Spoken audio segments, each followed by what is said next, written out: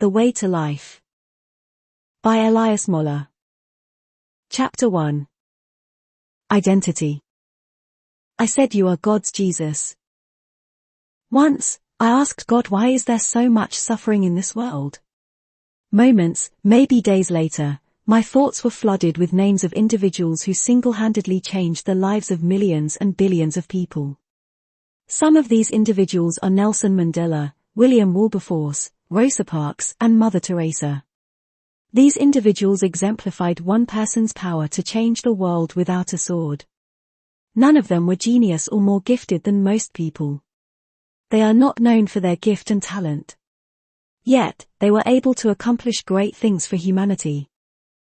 It seems the reason for the lack and the cause of our suffering is not from outside but within. It is not the lack of resources, but it was ignorance and indifference that caused it. Not that we are underendowed in any area, but we are richly endowed and in oblivion. And our oblivion resulted from our wrong beliefs we have about our identity and our preoccupations with the minor things in life.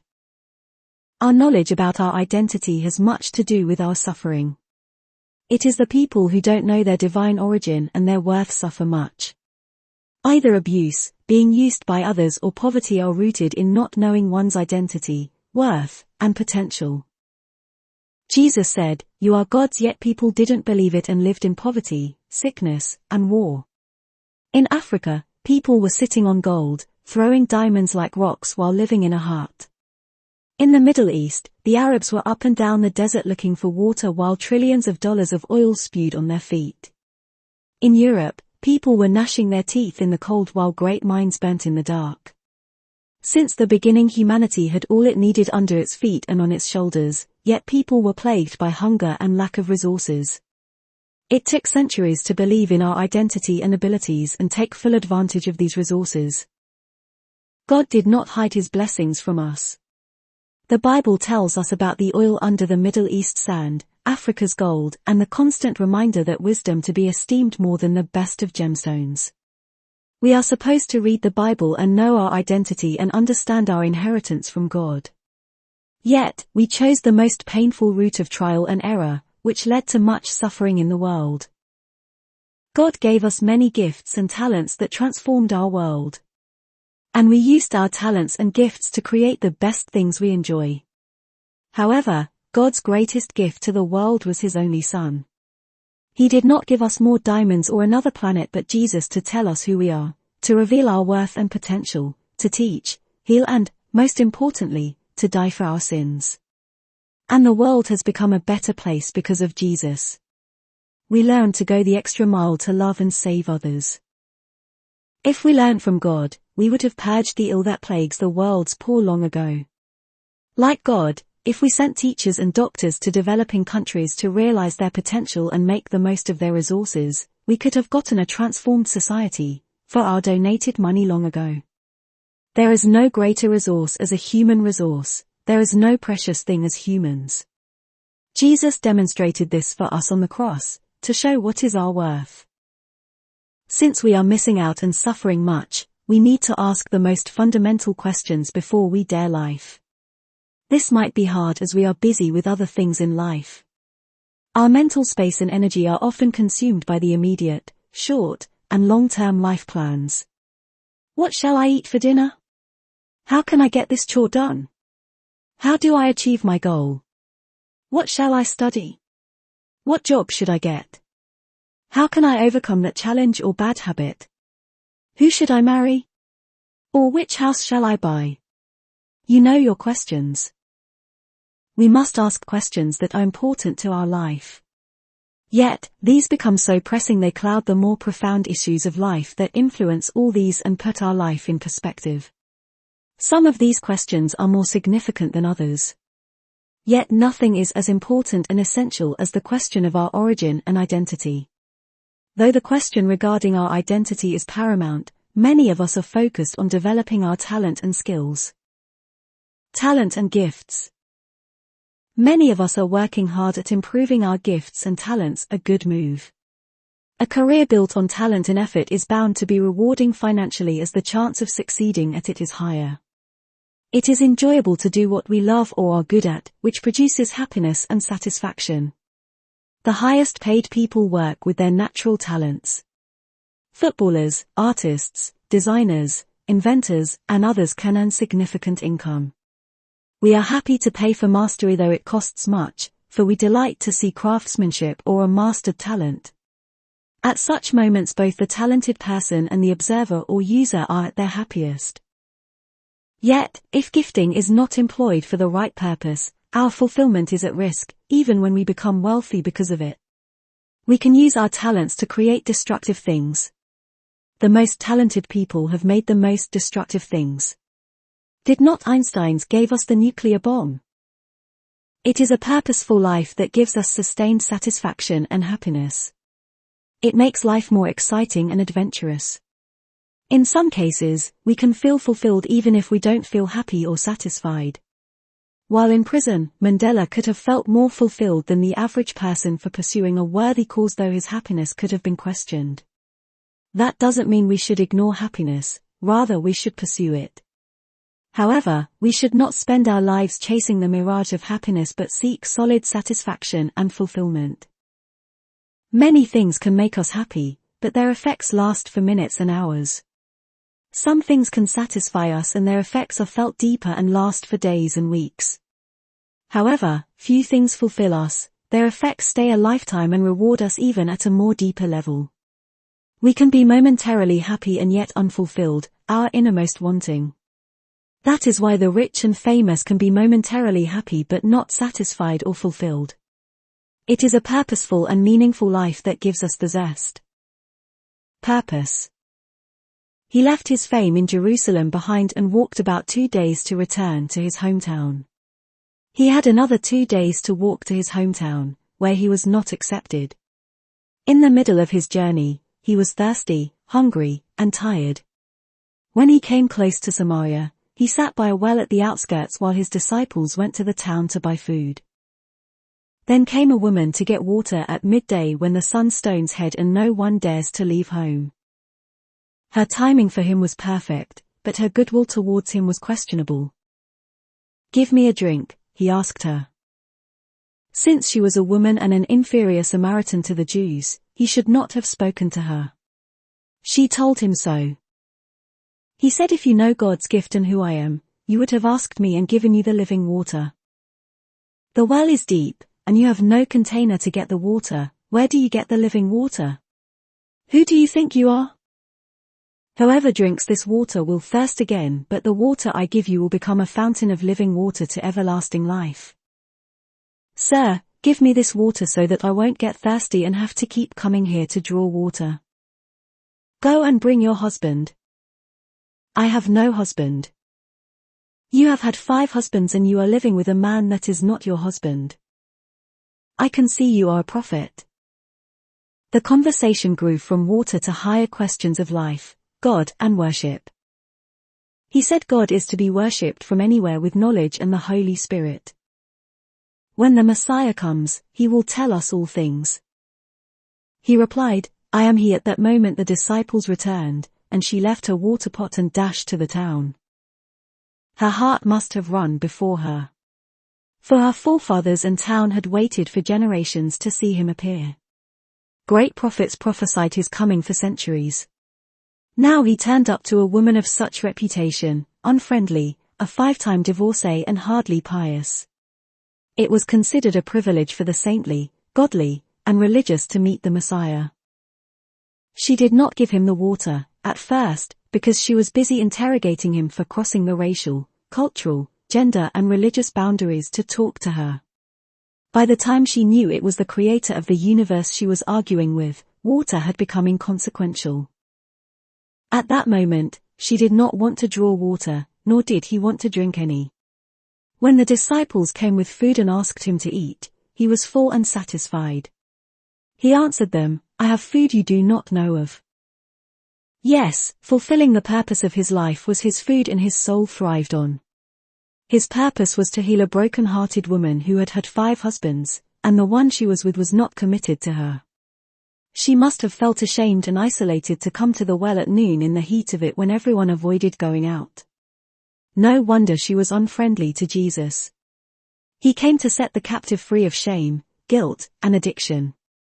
At the end of their conversation, she was friendly enough to tell the whole town about the man she had met, a man unlike any other, the maker and savior of them all. She kept running to the town to do what the greatest of men and prophets had wished to do, to announce the arrival of the Messiah. Though many wanted this privilege, as Jesus said, it was given to whom God chose. And God chose a woman of such reputation whom people shunned, for the greatest honor.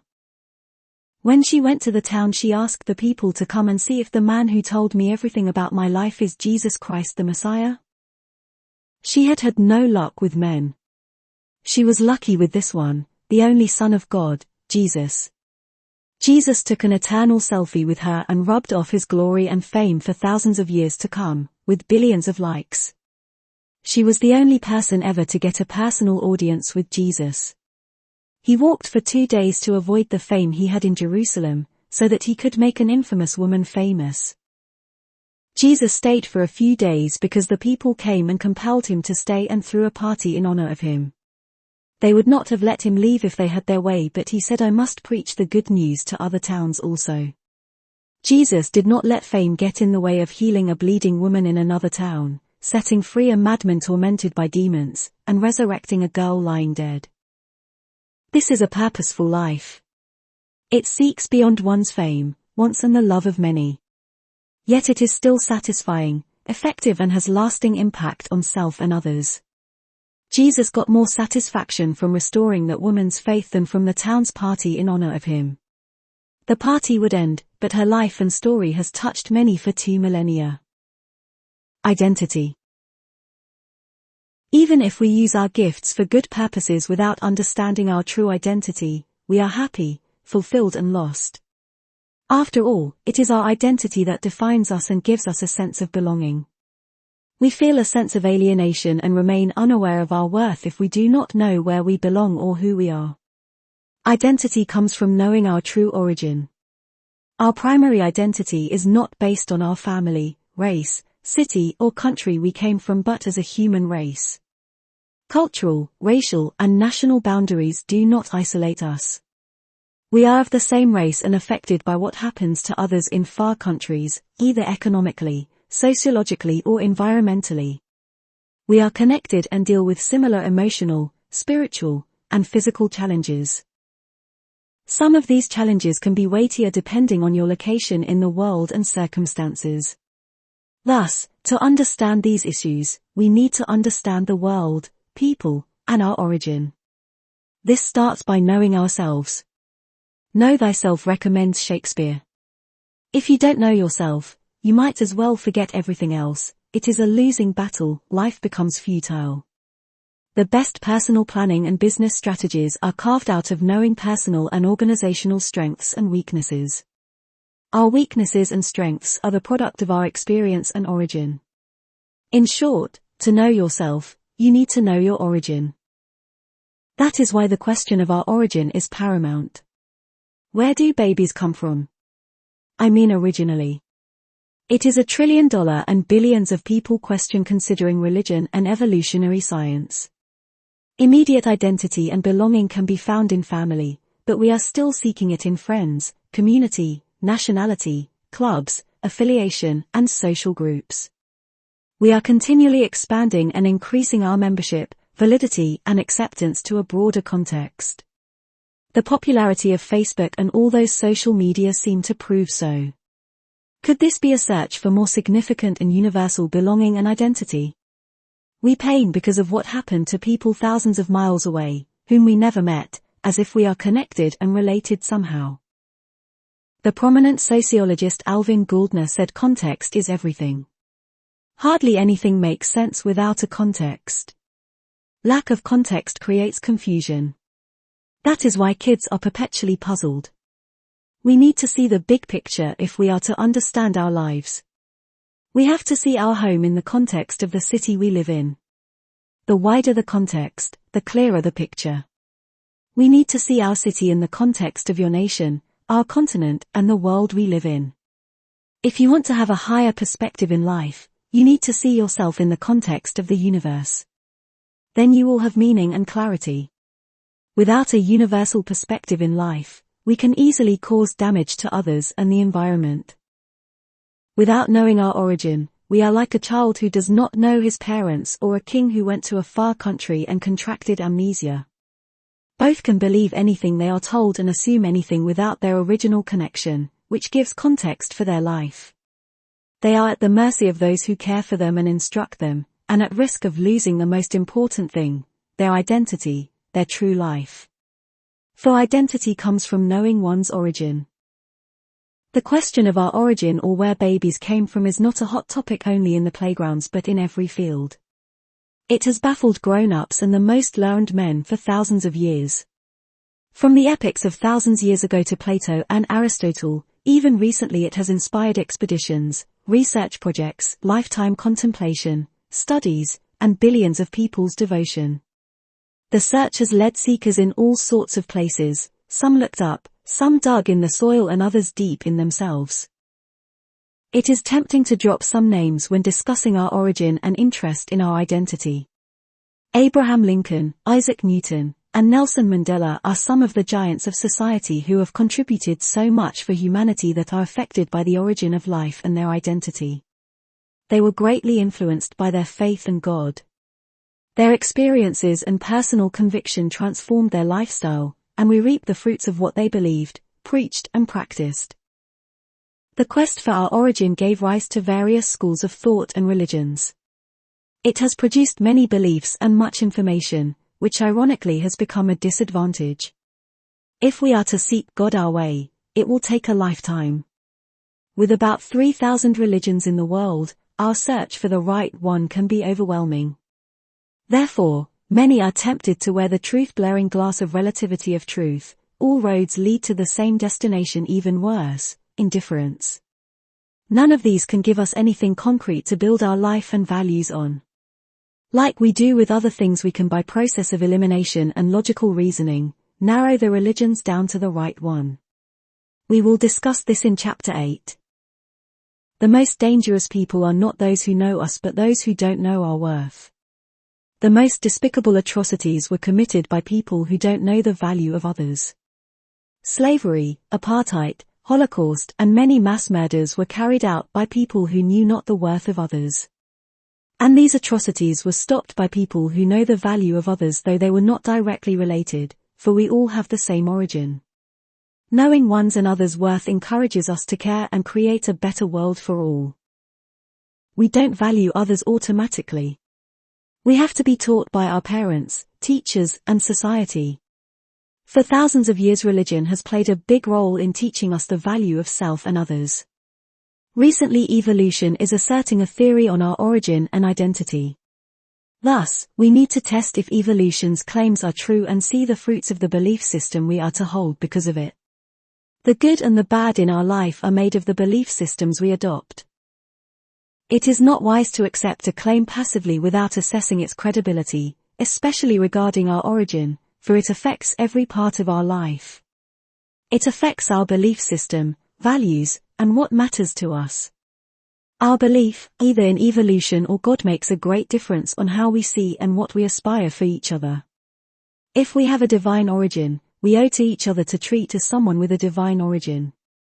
However, if one believes our origin is from animals, one might think the boy in a slum is doing great. The infamous Milgram experiment on obedience has revealed our naivety towards scientists and authorities. A man dressed in a white scientist coat told candidates to ask other test subjects questions and to give them an electric shock when they gave a wrong answer. The power of the electric shock gradually increased to a fatal level when the subjects gave more wrong answers. The subjects screamed, cried, and pleaded to be freed from the experiment. However, 65% of the candidates tortured the subjects through the questioning and finally administered the fatal dosage that could kill the subject. Some candidates even administered the electric shock after the subjects showed signs of unconsciousness. Why? Because a scientist told them they must continue with the experiment. This experiment was conducted multiple times using diversity of people and in multiple countries. The results were the same. The majority of people would torture and kill if they were encouraged by a scientist or authority figure. The candidates of the study should not have switched their mind off. They should have listened to their conscience rather than a scientist's coercion that made them carry out cruel acts. The bigger the implications of facts, the more interest we should have in verifying the evidence. No matter what, we should not outsource our brains. Therefore, in the matter of our origin we should use our brain, to see if what scientists or others are saying is true, as it affects everything we do to each other. We are to be seekers of the truth rather than religious solidarity, factions, fads, or academic allegiance. Even in science, the best scientists are those who question the thinking of the scientific community. Truth is found by those who seek it genuinely without bias and group-thinking mentality. That is why genius is a rarity. Therefore, let us seek our origin without partiality. I have asked many people why they are not seeking God. Their answer has often been, I do not need him, implying implicitly and explicitly that their life is good and they are content without him. We seem to be uninterested in God unless we are in need of something or we are in trouble. As C.S. Lewis said, pain is the megaphone God uses to wake up the sleeping world. So how should God get our attention? Even atheists pray when faced with disaster and war. Not that God starts a war to get our attention, but we get into war